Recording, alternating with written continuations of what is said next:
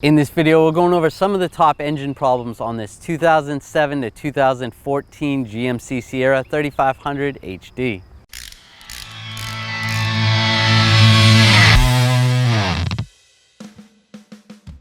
Overall, there's not a lot of problems with these engines. They're fairly reliable. First, we're going to start with oil leaks. Some of the areas you may find oil leaks coming from is the valve cover gaskets. Over in this area, if you see some oil leaking down onto the exhaust, you definitely want to replace those valve cover gaskets, and those are pretty easy to replace. You just take the coil packs off, and that comes off. It's a whole assembly, and then take the bolts off the valve cover and then slide that off, put a new gasket on, clean it up, put it back together, and you're good to go.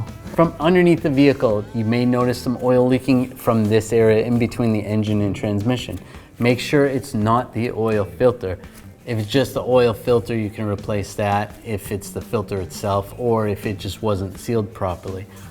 Otherwise, it could be the oil pan gasket. To replace the gasket, you'd have to pull the oil pan down, replace it with a new gasket, and then put it back up.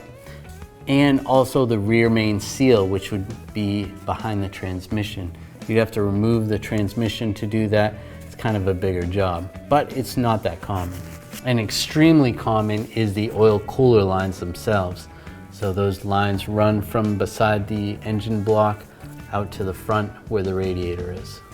If you see moisture like this, it's definitely time to replace them. The next thing we have is the exhaust manifold bolts, which the exhaust manifold is right here, and obviously there's one on the other side as well. And this bolt is actually sheared off right there, flush with the manifold. Luckily, it is sticking out a little bit, so if you took the other bolts off, take the manifold off, you should be able to get some locking pliers on that and work it back and forth. Hopefully it's not seized in there too much. If you can't get it out with some locking pliers, a lot of times people take a nut and actually weld the nut to the stud, and you're able to get it out that way. And the last engine problem is the throttle body issue, which is located right here. You may end up with a code P0121 if you have a check engine light come on.